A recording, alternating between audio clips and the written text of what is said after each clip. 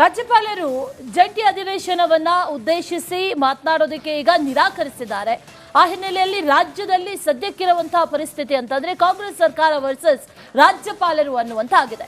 ಇಬ್ಬರ ನಡುವಿನ ಫೈಟ್ ಈಗ ಮುಂದುವರಿತಾ ಇದೆ. ಜಿ ಖಂಡನ ನಿರ್ಣಯಕ್ಕೆ ವಿರೋಧವನ್ನ ವ್ಯಕ್ತಪಡಿಸಿದ್ದಾರೆ. ಇವತ್ತು ಜಂಟಿ ಅಧಿವೇಶನ ನಡೆಯುತ್ತಾ ಅನ್ನೋ ಪ್ರಶ್ನೆ ಅಥವಾ ನಡೆಯಲ್ವಾ?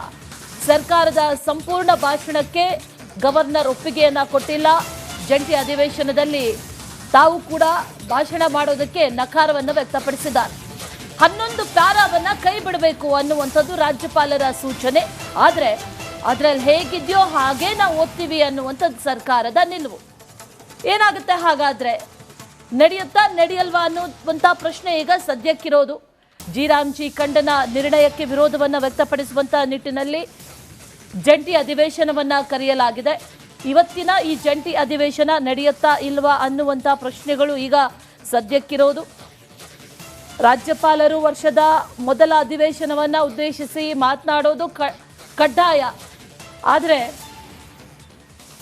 ರಾಜ್ಯಪಾಲರು ಮಾತಾಡೋದಕ್ಕೆ ಭಾಷಣ ಮಾಡೋದಕ್ಕೆ ನಕಾರವನ್ನು ವ್ಯಕ್ತಪಡಿಸಿದ್ದಾರೆ ಜಂಟಿ ಅಧಿವೇಶನದಲ್ಲಿ. ಅದರ ಜೊತೆಯಲ್ಲಿ 11 ಪ್ಯಾರಾಗಳನ್ನ ಕೈ ಬಿಡಬೇಕು ಅನ್ನುವಂಥ ನಿಟ್ಟಿನಲ್ಲೂ ಕೂಡ ಹೇಳಿರೋದ್ರಿಂದ ಆ ಸೂಚನೆಯನ್ನ ಕೂಡ ಸರ್ಕಾರ ಪಾಲನೆ ಮಾಡೋದಕ್ಕೆ ಮುಂದಾಗ್ತಾ ಇಲ್ಲ. ಹಾಗಾದ್ರೆ ಮುಂದೆ ಏನಾಗುತ್ತೆ ಅನ್ನುವಂಥ ಪ್ರಶ್ನೆ.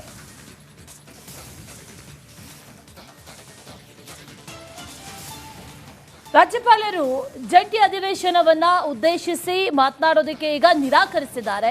ಆ ಹಿನ್ನೆಲೆಯಲ್ಲಿ ರಾಜ್ಯದಲ್ಲಿ ಸದ್ಯಕ್ಕಿರುವಂತಹ ಪರಿಸ್ಥಿತಿ ಅಂತಂದ್ರೆ ಕಾಂಗ್ರೆಸ್ ಸರ್ಕಾರ ವರ್ಸಸ್ ರಾಜ್ಯಪಾಲರು ಅನ್ನುವಂತಾಗಿದೆ.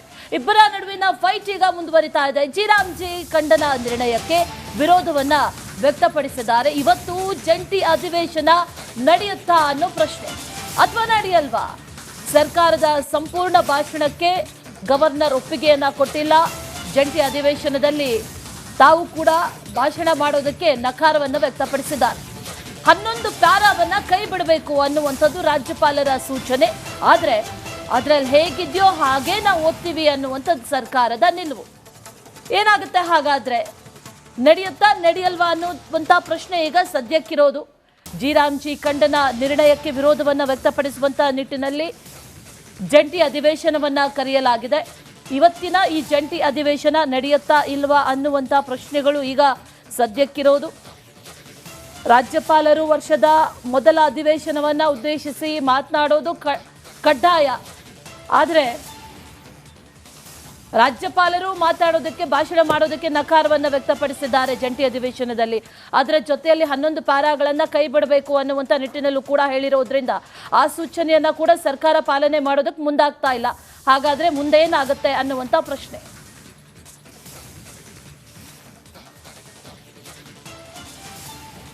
ರಾಜ್ಯಪಾಲರು ಜಂಟಿ ಅಧಿವೇಶನವನ್ನ ಉದ್ದೇಶಿಸಿ ಮಾತನಾಡೋದಕ್ಕೆ ಈಗ ನಿರಾಕರಿಸಿದ್ದಾರೆ. ಆ ಹಿನ್ನೆಲೆಯಲ್ಲಿ ರಾಜ್ಯದಲ್ಲಿ ಸದ್ಯಕ್ಕಿರುವಂತಹ ಪರಿಸ್ಥಿತಿ ಅಂತಂದ್ರೆ ಕಾಂಗ್ರೆಸ್ ಸರ್ಕಾರ ವರ್ಸಸ್ ರಾಜ್ಯಪಾಲರು ಅನ್ನುವಂತಾಗಿದೆ.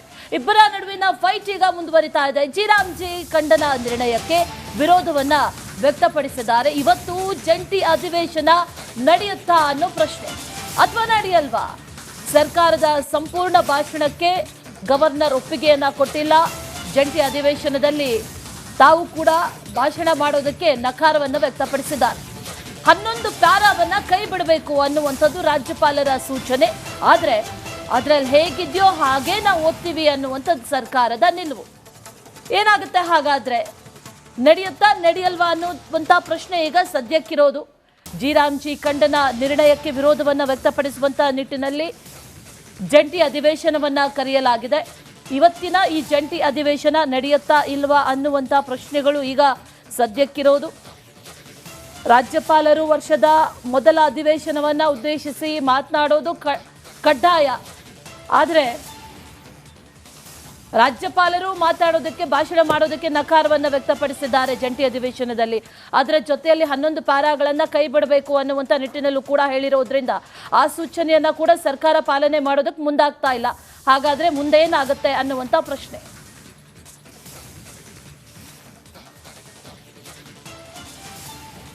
ರಾಜ್ಯಪಾಲರು ಜಂಟಿ ಅಧಿವೇಶನವನ್ನ ಉದ್ದೇಶಿಸಿ ಮಾತನಾಡೋದಕ್ಕೆ ಈಗ ನಿರಾಕರಿಸಿದ್ದಾರೆ.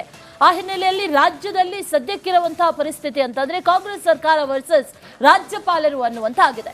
ಇಬ್ಬರ ನಡುವಿನ ಫೈಟ್ ಈಗ ಮುಂದುವರಿತಾ ಇದೆ. ಜಿ ಖಂಡನ ನಿರ್ಣಯಕ್ಕೆ ವಿರೋಧವನ್ನ ವ್ಯಕ್ತಪಡಿಸಿದ್ದಾರೆ. ಇವತ್ತು ಜಂಟಿ ಅಧಿವೇಶನ ನಡೆಯುತ್ತಾ ಅನ್ನೋ ಪ್ರಶ್ನೆ ಅಥವಾ ನಡೆಯಲ್ವಾ? ಸರ್ಕಾರದ ಸಂಪೂರ್ಣ ಭಾಷಣಕ್ಕೆ ಗವರ್ನರ್ ಒಪ್ಪಿಗೆಯನ್ನ ಕೊಟ್ಟಿಲ್ಲ. ಜಂಟಿ ಅಧಿವೇಶನದಲ್ಲಿ ತಾವು ಕೂಡ ಭಾಷಣ ಮಾಡೋದಕ್ಕೆ ನಕಾರವನ್ನು ವ್ಯಕ್ತಪಡಿಸಿದ್ದಾರೆ. 11 ಪ್ಯಾರಾವನ್ನ ಕೈ ಬಿಡಬೇಕು ಅನ್ನುವಂಥದ್ದು ರಾಜ್ಯಪಾಲರ ಸೂಚನೆ. ಆದ್ರೆ ಅದ್ರಲ್ಲಿ ಹೇಗಿದೆಯೋ ಹಾಗೆ ನಾವು ಓದ್ತೀವಿ ಅನ್ನುವಂಥದ್ದು ಸರ್ಕಾರದ ನಿಲುವು. ಏನಾಗುತ್ತೆ ಹಾಗಾದ್ರೆ? ನಡೆಯುತ್ತಾ ನಡೆಯಲ್ವಾ ಅನ್ನುವಂಥ ಪ್ರಶ್ನೆ ಈಗ ಸದ್ಯಕ್ಕಿರೋದು. ಜಿ ಖಂಡನ ನಿರ್ಣಯಕ್ಕೆ ವಿರೋಧವನ್ನ ವ್ಯಕ್ತಪಡಿಸುವಂತ ನಿಟ್ಟಿನಲ್ಲಿ ಜಂಟಿ ಅಧಿವೇಶನವನ್ನ ಕರೆಯಲಾಗಿದೆ. ಇವತ್ತಿನ ಈ ಜಂಟಿ ಅಧಿವೇಶನ ನಡೆಯುತ್ತಾ ಇಲ್ವಾ ಅನ್ನುವಂಥ ಪ್ರಶ್ನೆಗಳು ಈಗ ಸದ್ಯಕ್ಕಿರೋದು. ರಾಜ್ಯಪಾಲರು ವರ್ಷದ ಮೊದಲ ಅಧಿವೇಶನವನ್ನ ಉದ್ದೇಶಿಸಿ ಮಾತನಾಡೋದು ಕಡ್ಡಾಯ. ಆದರೆ ರಾಜ್ಯಪಾಲರು ಮಾತಾಡೋದಕ್ಕೆ ಭಾಷಣ ಮಾಡೋದಕ್ಕೆ ನಕಾರವನ್ನು ವ್ಯಕ್ತಪಡಿಸಿದ್ದಾರೆ ಜಂಟಿ ಅಧಿವೇಶನದಲ್ಲಿ. ಅದರ ಜೊತೆಯಲ್ಲಿ 11 ಪ್ಯಾರಾಗಳನ್ನ ಕೈ ಬಿಡಬೇಕು ಅನ್ನುವಂಥ ನಿಟ್ಟಿನಲ್ಲೂ ಕೂಡ ಹೇಳಿರೋದ್ರಿಂದ ಆ ಸೂಚನೆಯನ್ನ ಕೂಡ ಸರ್ಕಾರ ಪಾಲನೆ ಮಾಡೋದಕ್ಕೆ ಮುಂದಾಗ್ತಾ ಇಲ್ಲ. ಹಾಗಾದ್ರೆ ಮುಂದೆ ಏನಾಗುತ್ತೆ ಅನ್ನುವಂಥ ಪ್ರಶ್ನೆ.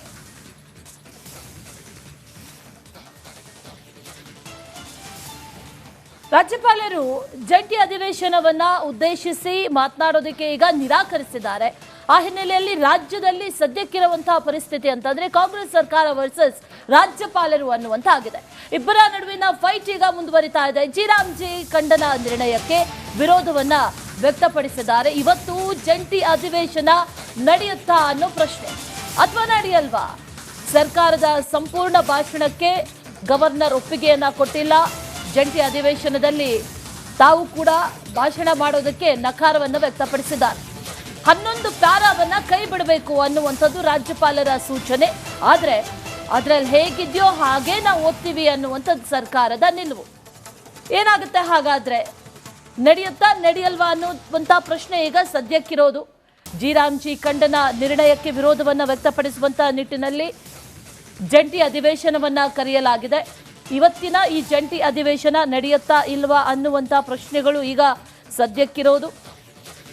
ರಾಜ್ಯಪಾಲರು ವರ್ಷದ ಮೊದಲ ಅಧಿವೇಶನವನ್ನ ಉದ್ದೇಶಿಸಿ ಮಾತನಾಡೋದು ಕಡ್ಡಾಯ.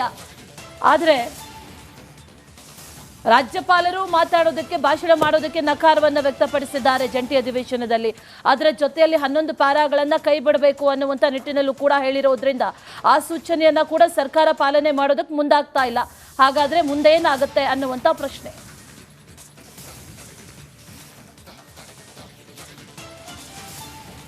ರಾಜ್ಯಪಾಲರು ಜಂಟಿ ಅಧಿವೇಶನವನ್ನ ಉದ್ದೇಶಿಸಿ ಮಾತನಾಡೋದಕ್ಕೆ ಈಗ ನಿರಾಕರಿಸಿದ್ದಾರೆ. ಆ ಹಿನ್ನೆಲೆಯಲ್ಲಿ ರಾಜ್ಯದಲ್ಲಿ ಸದ್ಯಕ್ಕಿರುವಂತಹ ಪರಿಸ್ಥಿತಿ ಅಂತಂದ್ರೆ ಕಾಂಗ್ರೆಸ್ ಸರ್ಕಾರ ವರ್ಸಸ್ ರಾಜ್ಯಪಾಲರು ಅನ್ನುವಂತ ಆಗಿದೆ. ಇಬ್ಬರ ನಡುವಿನ ಫೈಟ್ ಈಗ ಮುಂದುವರಿತಾ ಇದೆ. ಜಿ ಖಂಡನ ನಿರ್ಣಯಕ್ಕೆ ವಿರೋಧವನ್ನ ವ್ಯಕ್ತಪಡಿಸಿದ್ದಾರೆ. ಇವತ್ತು ಜಂಟಿ ಅಧಿವೇಶನ ನಡೆಯುತ್ತಾ ಅನ್ನೋ ಪ್ರಶ್ನೆ ಅಥವಾ ನಡೆಯಲ್ವಾ? ಸರ್ಕಾರದ ಸಂಪೂರ್ಣ ಭಾಷಣಕ್ಕೆ ಗವರ್ನರ್ ಒಪ್ಪಿಗೆಯನ್ನ ಕೊಟ್ಟಿಲ್ಲ. ಜಂಟಿ ಅಧಿವೇಶನದಲ್ಲಿ ತಾವು ಕೂಡ ಭಾಷಣ ಮಾಡೋದಕ್ಕೆ ನಕಾರವನ್ನು ವ್ಯಕ್ತಪಡಿಸಿದ್ದಾರೆ. 11 ಪ್ಯಾರಾವನ್ನ ಕೈ ಬಿಡಬೇಕು ಅನ್ನುವಂಥದ್ದು ರಾಜ್ಯಪಾಲರ ಸೂಚನೆ. ಆದ್ರೆ ಅದ್ರಲ್ಲಿ ಹೇಗಿದೆಯೋ ಹಾಗೆ ನಾವು ಓದ್ತೀವಿ ಅನ್ನುವಂಥದ್ದು ಸರ್ಕಾರದ ನಿಲುವು. ಏನಾಗುತ್ತೆ ಹಾಗಾದ್ರೆ? ನಡೆಯುತ್ತಾ ನಡೆಯಲ್ವಾ ಅನ್ನುವಂಥ ಪ್ರಶ್ನೆ ಈಗ ಸದ್ಯಕ್ಕಿರೋದು. ಜಿ ಖಂಡನ ನಿರ್ಣಯಕ್ಕೆ ವಿರೋಧವನ್ನ ವ್ಯಕ್ತಪಡಿಸುವಂತ ನಿಟ್ಟಿನಲ್ಲಿ ಜಂಟಿ ಅಧಿವೇಶನವನ್ನ ಕರೆಯಲಾಗಿದೆ.